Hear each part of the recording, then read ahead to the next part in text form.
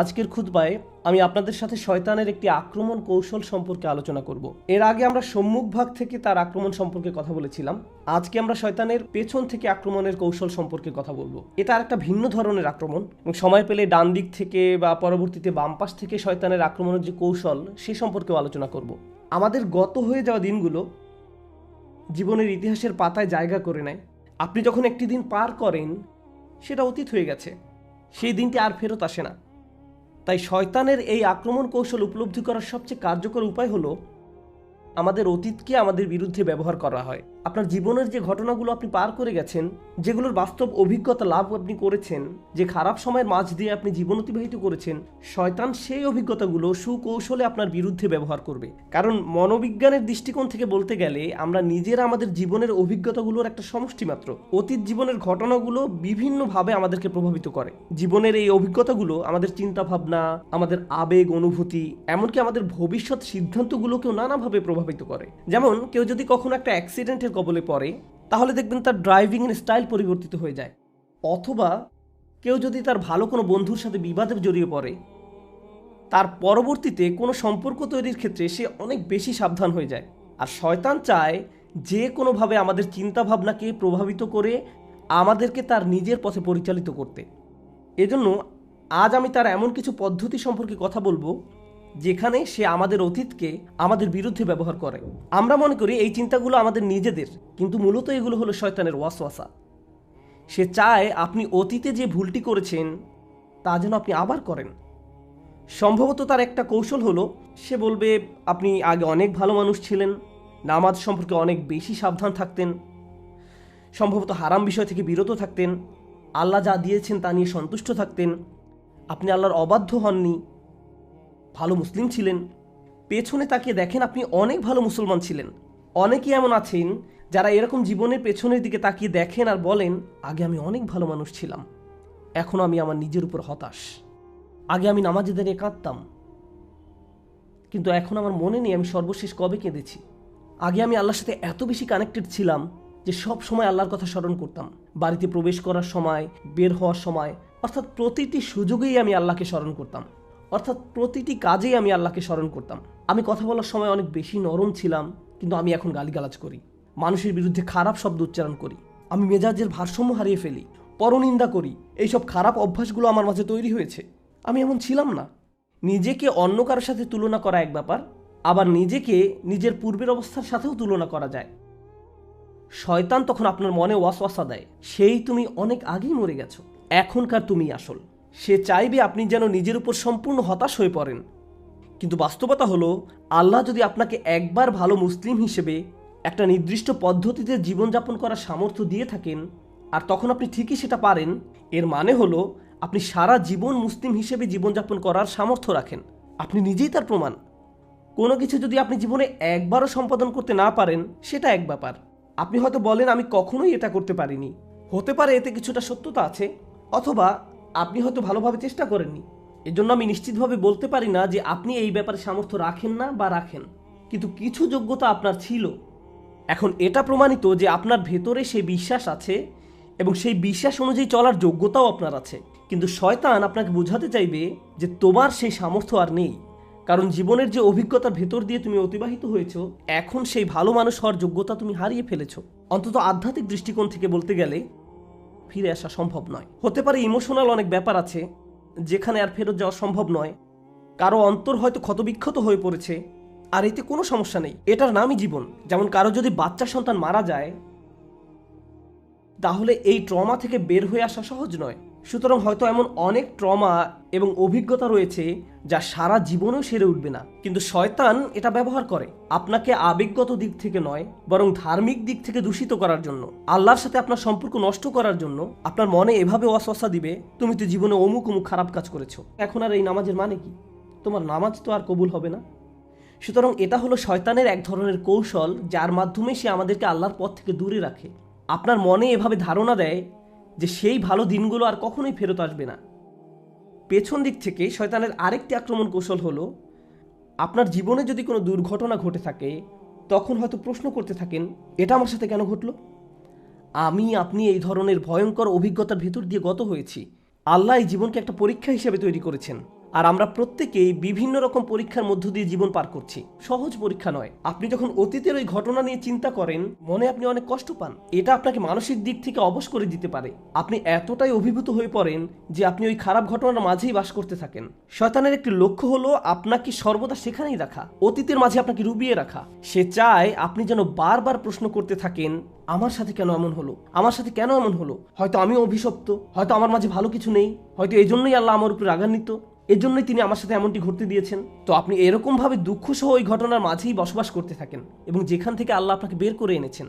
কিন্তু শয়তান আপনাকে সেখান থেকে বের হতে দিতে চায় না। সে চায় আপনি যেন সেই হতাশার মাঝেই ডুবে থাকেন, কারণ সে চায় আপনি যেন তার মতো আল্লাহর ব্যাপারে হতাশ হয়ে পড়েন, অথবা সে আশাহীন, তার পক্ষে আর ফিরে আসা সম্ভব নয়, বা আল্লাহ এমনকি তাকে ঘৃণা করেন। তাই আমরা যদি অতীতের কোনো দুর্ঘটনা নিয়ে সব সময় চিন্তা করতে থাকি, তাহলে হয়তো শুধু মানুষের প্রতি নয়, এমনকি আল্লাহর প্রতিও আমরা অসন্তুষ্ট হয়ে পড়তে পারি। কেন তিনি আমার সাথে এমন করলেন, আমার সাথে তো এমনটা ঘটার কথা ছিল না। আপনি যদি নবী রাসূলদের দুঃখ কষ্টের দিকে তাকান, তাহলে একটা বিষয়ের মূল্য বুঝতে পারবেন। আল্লাহ কোরআনে যেসব নবীদের কথা বলেছেন, তারা প্রচুর দুঃখ কষ্টের মাঝে জীবন পার করেছেন। এমনকি নবী হওয়ার পূর্বেও তাদের জীবন কঠিন, সমস্যাপূর্ণ ছিল। আমাদের রসুল সাল্লাল্লাহু আলাইহি সাল্লামের জীবনের দিকে লক্ষ্য করুন। তিনি শিশুবেলায় পিতামাতাকে হারিয়েছেন। এরপর বিভিন্ন জনের অভিভাবক করতে তিনি বেশ কয়েকবার বদলি হয়েছেন। প্রতিবার যখন কেউ তার দায়িত্ব গ্রহণ করত, কিছুদিন পর তার মৃত্যু ঘটত। তারপর তাকে অন্য কারো অভিভাবকত্ব গ্রহণ করতে হতো। একটা শিশুর জন্য ব্যাপারটা কতটা বেদনাদায়ক ছিল। আবার একজন পিতার জন্য সন্তান হারানোর বেদনা কতটা কষ্টের। আমাদের রসুল সাল্লাল্লাহু আলাইহি সাল্লাম সন্তান হারানোর কষ্টও অনুভব করেছেন। তাই এমন চিন্তা যদি আমাদের কারো মাথায় আসে যে আমার সাথে কেন এমন হলো, অথবা আমার ছেলেকে কেন এভাবে মরতে হলো, প্রতিবার যখন অন্য কারো সন্তানকে সুস্থ সবল অবস্থায় দৌড়াদৌড়ি করতে দেখেন, সাথে সাথে নিজের হারানো সন্তানের কথা মনে পড়ে যায়। জীবনে যদি এই ধরনের কষ্টদায়ক অভিজ্ঞতাসমূহ পার করে থাকেন, তাহলে মনে রাখুন এমন কষ্টকর অভিজ্ঞতা এমনকি আল্লাহ নবী রাসূলদেরকেও পেতে হয়েছিল।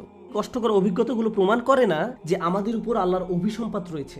আপনি কষ্টকর অভিজ্ঞতার ভেতর দিয়ে যাচ্ছেন কারণ আল্লাহ আপনার উপর ক্রুদ্ধ, তাই শাস্তি দিচ্ছেন। ব্যাপারটা এমন নয়। এই পৃথিবীতে বসবাস করা শ্রেষ্ঠতম মানুষদের কেউ কেউ খুবই বেদনাদায়ক জীবন পার করেছেন, জীবনে খুবই কঠিন সমস্যায় পড়েছিলেন।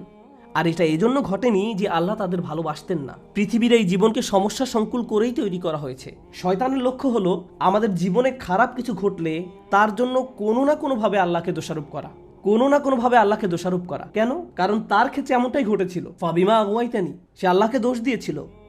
শয়তান সিজদা করতে অস্বীকার করে, তারপর তাকে তাড়িয়ে দেওয়া হলো। সে তৎক্ষণাৎ আল্লাহকে দোষ দেয়, আর সে চায় আপনিও যেন এই পথ অনুসরণ করেন। এভাবে সে আপনার জীবনের কষ্টকর অভিজ্ঞতাগুলোকে কাজে লাগিয়ে আপনাকে আল্লাহর কাছ থেকে দূরে ঠেলে দিতে চায়।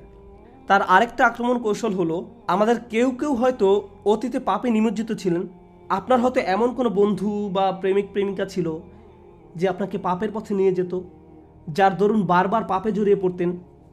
তারপর আল্লাহর নিকট তওবা করলেন, সেই বন্ধুত্বগুলো ছিন্ন করলেন, প্রেমের সম্পর্কটা ছিন্ন করলেন। তাদের পাপের জন্য তারা দায়ী এবং আল্লাহ তার বিচার করবেন।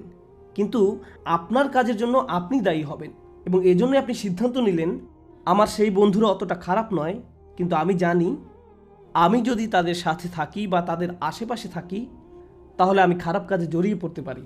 আপনি আপনার নিজের জীবনের দিকে তাকালে বুঝতে পারবেন এই মানুষগুলো কারা। আগে আপনার জীবনে হয়তো এমন মানুষ ছিল যারা আপনাকে পাপের পথে টেনে নিয়ে যেত, বুঝে হোক অথবা না বুঝে হোক।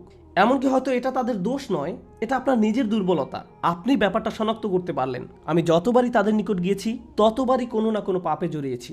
এভাবে আর চলতে পারে না। এই জন্য নয় যে আমি তাদের ঘৃণা করি বা তাদের চেয়ে আমি উত্তম বা আমি তাদের কষ্ট দিতে চাই, এই জন্য নয়। বরং এর মূল কারণ হলো আমি নিজেকে রক্ষা করতে চাই, আমি এর থেকে নিজেকে বের করে নিতে চাই। শয়তান তখন আপনার মনে ওয়াসওয়াসা দিবে, হেই তুমি কি তোমার বন্ধুদেরকে মিস করো না, ওই আড্ডাটা মিস করো না, এই মজাটা মিস করো না। সে চাইবে আপনি যেন আগের মতো হয়ে যান, একেবারে আগের মতো। একইভাবে অনেকে আক্ষরিক অর্থেই ভয়ঙ্কর পাপ ছেড়ে দিয়েছিল। তারা মদ পান করা ছেড়েছে, ড্রাগ ছেড়েছে, জেনা ব্যভিচার ছেড়েছে, এরকম ভয়ঙ্কর ভয়ঙ্কর পাপ ছেড়েছে, দূরে সরে গিয়েছে। কখনো কখনো শয়তান এসে আপনাকে খোঁচা দিয়ে বলবে, হেই তোমার তো এখন কঠিন সময় যাচ্ছে, আগের মতো হয়ে যাও। সব সময়ের জন্য না, আরে এই সপ্তাহটা তো তোমার জন্য অনেক কঠিন ছিল, এই মাসটা তো অনেক কঠিন ছিল, কিছু সময়ের জন্য আগের মতো হয়ে যাও। আর আপনি জানেন তখনকার ফিলিংসগুলো কেমন ছিল। আরবিতে একটা প্রবাদ আছে, নিষিদ্ধ সব কিছুই আকর্ষণীয়। যদিও আমরা দিনের পথে ফিরে আসার পর অতীত পাপ নিয়ে সব সময় অনুশোচনা করি, সেই পাপগুলো আবার করার কথা চিন্তাও করতে পারি না এবং সেগুলোকে ঘৃণা করি, কিন্তু দিন শেষে আমরা সবাই মানুষ, আর মানুষের প্রবৃত্তির কামনা বাসনা থাকবে, এটাই স্বাভাবিক। শয়তান আমাদের এই দুর্বলতাকে তার নিজের নিয়ন্ত্রণে নিতে চায়। সে আপনাকে পথ ভ্রষ্ট করতে চাইবে। সে বলবে, কত সুন্দর মৌজ মাস্তিতে মেতেছিলে, জীবন কত সহজ ছিল, এখন তুমি কেন নিজেকে এত সব আনন্দ থেকে বঞ্চিত করছো? কেউ তো আর জানবে না, আগের অবস্থা ফেরত যাও। সে এভাবে আপনাকে আক্রমণ করবে, পেছন থেকে আপনাকে টানতে থাকবে। আমাদেরকে এই সম্পর্কে সতর্ক থাকতে হবে। এর সাথে ডান দিক থেকে শয়তানের আক্রমণের একটা ব্যাপার বোঝার চেষ্টা করুন। শয়তান প্রথমে আমাদেরকে সরাসরি পাপ করতে নাও বলতে পারে, এটা গুরুত্বপূর্ণ। শয়তান আমাদেরকে সরাসরি পাপ করতে নাও বলতে পারে। শয়তান চায় আমরা যেন প্রথম পদক্ষেপটা গ্রহণ করি। গন্তব্য যদি হয় 1000 মাইল দূরে, আর আপনি শুধু প্রথম পদক্ষেপটা গ্রহণ করছেন, আপনার কাছে মনে হবে না যে কোনো অগ্রগতি হলো, কোনো ক্ষতি আপনি অনুভব করবেন না। ধরুন 100 ফিট দূরে একটা আগুন জ্বলছে, এখন আগুনের দিকে এক পা এগুলো কি বেশি গরম লাগবে? না, আমি তো পুড়ে যাইনি, আমার খারাপ কিছু ঘটেনি, আমি তো পুড়ে যাইনি, এক পদক্ষেপে কোনো ক্ষতি হয়নি। এখন কেউ যদি এসে বলে, এই তুমি তো আগুনের দিকে এগিয়ে যাচ্ছ, তো কি হয়েছে, আমি কি আগুনে হাত দিয়েছি, এতে তো কোনো সমস্যা নেই। এভাবে শয়তান আপনাকে বোঝাবে এক কদমে কোনো সমস্যা নেই। তারপর আরেক কদম এগুতে বলবে, এরপর আরেক কদম, এরপর আরেক কদম, তারপর আরেক কদম। ঠিক এই কাজটাই সে আমাদের আদি পিতা আর মাতার সাথে করেছিল। জান্নাতের আয়তন হলো আকাশ এবং পৃথিবীর চেয়েও বেশি। فعرضها السماوات والأرض। জান্নাতের রিয়েল এস্টেটের সাইজ আকাশ এবং পৃথিবীর চেয়েও বেশি, আকাশ এবং পৃথিবীর সমন্বিত সাইজের চেয়েও বেশি। জান্নাতকে জান্নাত বলা হয় কারণ আরবি জান্নাহ অর্থ সবুজে ঢাকা বা গাছগাছালিতে ঢাকা। তাহলে গোটা জান্নাত অসংখ্য অগণিত গাছপালায় ঢাকা। এখন একবার চিন্তা করে দেখুন, কয়টি গাছ নিষিদ্ধ ছিল? মাত্র একটা গাছ। অসংখ্য অগণিত গাছের এক মহাবিশ্বে মাত্র একটি গাছ যেহেতু নিষিদ্ধ ছিল, এর থেকে দূরে থাকা তো সহজ হওয়ার কথা ছিল, সম্ভবত খুঁজেই পাওয়া কষ্টকর হওয়ার কথা, কারণ মাত্র একটা গাছ। ট্রিলিয়ন ট্রিলিয়ন গাছের মাঝে শয়তান তাদেরকে এক কদম করে, তারপর আরেক কদম, এরপর আরেক কদম করে এগিয়ে নিয়ে গেল। সে আপনার কাছে এসেই হারাম কাজ করতে বলবে না, সে কোনোভাবে হারাম কাজটাকে মোড়কে ঢেকে নিবে। ডান দিক থেকে শয়তানের আক্রমণ কৌশল নিয়েও কথা বলা হয়। শয়তান কিভাবে ডান দিক থেকে আক্রমণ করে? ডান পাশ সম্পর্কে যে বিষয়টি সবার আগে মনে রাখবেন তা হলো, আরবিতে ডান পাশ দ্বারা ভালো কাজ বোঝায়। কেউ যখন আপনাকে ডান হাত তথা ইয়ামিন প্রদান করে, এর মানে হলো সে আপনার নিকট অঙ্গীকার করছে বা শপথ করছে। কোনো চুক্তি করার পর মানুষ যখন পরস্পর হ্যান্ডশেক করে, তার মানে তারা চুক্তির সম্মান করবে। কোর্টে সাক্ষ্য দেওয়ার সময় আপনার সাক্ষ্য যে সত্য এবং বিশ্বাসযোগ্য তার ঘোষণা দিতে আপনি ডান হাত উঠিয়ে শপথ করেন। সুতরাং আরব সংস্কৃতি সহ পৃথিবীর বহু সংস্কৃতিতে ডান পাশ দ্বারা আভিজাত্য, ভালো কাজ, সঠিক নিয়মে কাজ সম্পাদন করা, যে কারণে আমরা আল্লাহর নিকট দোয়া করি কিয়ামতের দিন আমরা যেন ডান পাশের মানুষদের অন্তর্ভুক্ত হই, আসহাবুল ইয়ামিন, ডান পাশের মানুষ। সুতরাং ডান পাশ ভালোর সাথে সম্পর্কযুক্ত। একইভাবে আমরা জানি যে ফেরেশতা আমাদের ভালো কাজগুলো লিখে রাখেন, ডান কাঁধের ফেরেশতা। সুতরাং ডান পাশ ভালোর সাথে সম্পর্কযুক্ত। এখন ব্যাপারটা তো তাহলে বোঝা যাচ্ছে না, শয়তান ডান পাশ থেকে আক্রমণ করতে চাচ্ছে। আপনি ভেবেছিলেন শয়তান খারাপ কাজের মাধ্যমে আক্রমণ করে। আল্লাহ তাআলা আমাদের বলছেন শয়তান ভালো কাজের দিক থেকেও আক্রমণ করে। এর মানে কি? সে বহু উপায়ে ডান পাশ থেকে আক্রমণ করে। আজকে আমি শুধু একটা উপায় নিয়ে আলোচনা করব ইনশাআল্লাহ, আজ আর বেশি করব না, কারণ আমি চাই আলোচনার কিছু কিছু ব্যাপার যেন আপনাদের মাথায় থাকে। আমি আপনাদের অনেক তথ্য দিতে পারি, কিন্তু আমি চাই সপ্তাহ জুড়ে ব্যাপারগুলো নিয়ে নিজে নিজে চিন্তা করুন। আমরা আশা করি এই খুতবা সিরিজে আমরা যখন সূরা আরাফের আয়াতগুলো নিয়ে আলোচনা চালিয়ে যাব, আমরা সচেতনভাবে এই বিষয়গুলো নিয়ে চিন্তা ভাবনা করব এবং উপলব্ধি করার চেষ্টা করব যে আমার জীবনে এগুলোর অর্থ কী। এভাবে চিন্তা করতে পারেন, আচ্ছা শয়তান এভাবে আক্রমণ করে, তাহলে আমার জীবনে সে এটা কিভাবে করে? আল্লাহ আমাদেরকে তার কুমন্ত্রণা সম্পর্কে কোরআনের অমুক জায়গায় বলেছেন, আমার ক্ষেত্রে এটা কিভাবে ঘটে? আপনার ক্ষেত্রে যেভাবে ঘটে, আপনার পাশে যিনি বসে আছেন তার ক্ষেত্রে হয়তো সেভাবে নাও ঘটতে পারে। এমনকি আপনার পরিবারের সবার ক্ষেত্রেও একইভাবে ঘটে না। আপনাকে সে একভাবে আক্রমণ করে আর অন্য কাউকে অন্যভাবে, কারণ সে আমাদের প্রত্যেককে আলাদা আলাদা করে অধ্যয়ন করে। তো ডান পাশের একটা বিষয়ে আজ হাইলাইট করতে চাই ইনশাআল্লাহ। আল্লাহ বলেন শয়তান তাদের কাছে তাদের কাজগুলোকে চাকচিক্যময় করে তোলে। ডান পাশ থেকে আক্রমণের এটা অন্যতম ভয়ঙ্কর একটা দিক। আমরা এখানে আসছি সালাত আদায় করার জন্য, এটা একটা ভালো কাজ। মানুষ হজ পালন করতে যায়, এটাও একটা ভালো কাজ। রোজা রাখা ভালো কাজ, এগুলো ভালো কাজ। কেউ যদি দান খয়রাত করে, এটাও ভালো কাজ। আপনি যদি কাউকে সাহায্য করেন, ভালো কাজ। এখন আপনি যদি এভাবে চিন্তা করেন আপনার ভালো কাজগুলো আল্লাহ অবশ্যই কবুল করে নিয়েছেন, এখন আর কোনো চিন্তা নেই, কারণ আপনি ভালো ভালো কাজ করছেন। আপনি নামাজ পড়েন, যে মানুষগুলো নামাজ পড়ে না তাদের জন্য আমার দুঃখ হয়, কারণ আপনি এখন ভালো পজিশনে আছেন, ভালো ভালো কাজ করছেন। তাই এভাবে সে আপনার পুণ্য কাজগুলোর কথা মনে করিয়ে আপনাকে ফুলিয়ে ফাঁপিয়ে তুলবে।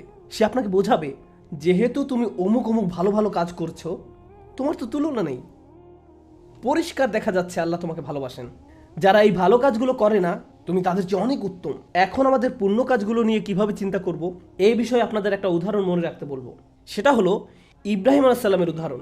ইব্রাহিম আলাইহিস সালাম পুণ্য কাজের ইতিহাসে অন্যতম সেরা একটি কাজ করলেন। তিনি কাবা ঘর নির্মাণ করলেন। একবার ভেবে দেখুন, প্রতিবার যখন কেউ সালাত আদায় করে, সে সওয়াবের একটা অংশ ইব্রাহিম আলাইহিস সালাম পেয়ে থাকেন, কারণ আমরা কাবার দিকে মুখ করে নামাজ পড়ি। ঠিক যেমন এই ঘর যারা বানিয়েছেন, প্রতিবার আমরা নামাজ পড়লে তারাও সবার একটা অংশ পেয়ে থাকেন। পৃথিবীর যে কোনো জায়গা থেকে যে কোনো মসজিদে মানুষ সালাত আদায় করলেও সবের একটা অংশ ইব্রাহিম আলাইহিস সালামও পেয়ে থাকেন। প্রতিবার কেউ নামাজ পড়লে সবের একটা অংশ ইব্রাহিম আলাইহিস সালামের নিকট চলে যায়। তিনি যখন তার ছেলেকে নিয়ে কাবা ঘর নির্মাণ করেন, এটা অসাধারণ এক সৎ কাজ। আপনি যদি এ ধরনের কোনো সৎ কাজ করতে পারতেন, তাহলে মনে মনে কি ভাবতেন? আমি জান্নাতে যাওয়ার জন্য একেবারে প্রস্তুত। এই কাজ থেকে যে কমিশন পাওয়া যাবে তার কোনো তুলনা নেই।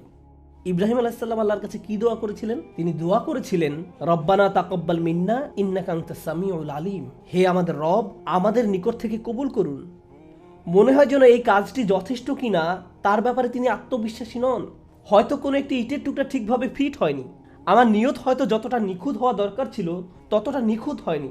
আমি হয়তো কাজ করার সময় একবার দুইবার অলস হয়ে পড়েছিলাম। এভাবে তিনি নিজেকে প্রশ্ন করতে থাকেন। তিনি এভাবে বলেননি, ইয়া আল্লাহ, আমাকে এই কাজের সুযোগ দেওয়ার জন্য আপনাকে ধন্যবাদ, এখন আমার আর কোনো চিন্তা নেই। এমন কিছু তার জন্য ছিল না। তিনি ভালো কাজ করার পর অলস হয়ে পড়েননি। তিনি উদ্বিগ্ন ছিলেন এবং আল্লাহর কাছে ভিক্ষা করেছেন, দয়া করে আমাদের কাছ থেকে গ্রহণ করুন। যখন আমি আর আপনি জুমার সালাত আদায় করি, সালাত শেষে আমরা কতটুকু নিশ্চিন্ত থাকতে পারি যে ফেরেশতারা এই সালাতকে নিখুঁত একটি সৎ কাজ হিসেবে আমাদের আমলনামায় লিখেছেন? নাকি আমাদের মন নামাজের সময় অন্য কোথাও হারিয়ে গিয়েছিল? নাকি নামাজ পড়ার সময় আমরা আরো 20-22 রকমের জিনিস নিয়ে চিন্তা করেছিলাম? সালাত আদায় করার সময় আমরা যে আরো কত কি করি, আমাদের নামাজ কতটা ত্রুটিপূর্ণ। এখন আমি আপনি যদি এভাবে চিন্তা করি, ভাই আজকে আমি জুমা পড়তে গিয়েছিলাম, আমি এমনকি আজানের আগেই মসজিদে গিয়ে হাজির হয়েছি, কি মনে হয় আপনার কাছে? আমার তো মনে হয় আমার জান্নাতের ভিআইপি টিকিট পাওয়া উচিত। সিরিয়াসলি, একেবারে কাজের কাজ করে ফেলেছি। আমাদের মনোভাব এমন হতে পারবে না। রোজা বা হজ পালন করার পরেও এই ধরনের মনোভাব থাকতে পারবে না। অন্য ইবাদত বা অন্য যে কোনো ভালো কাজের ক্ষেত্রেও এটা সঠিক মনোভাব নয়। নিজের ভালো ভালো কাজগুলোর কথা বারবার স্মরণ করা যাবে না, বরং আল্লাহর কাছে করজোরে মিনতি করুন, তিনি যেন আমাদের পুণ্য কাজগুলোকে কবুল করে নেন। শয়তান আমাদের পেছন দিক থেকে যেসব আক্রমণ করে, আল্লাহ যেন আমাদেরকে সেগুলো থেকে রক্ষা করেন, এবং ডান দিক থেকে শয়তানের যেসব আক্রমণ আসে, আল্লাহ যেন আমাদেরকে সেসব আক্রমণ থেকেও রক্ষা করেন। বারাকাল্লাহু লি ওয়া লাকুম। আসসালামু আলাইকুম ওয়া রাহমাতুল্লাহ।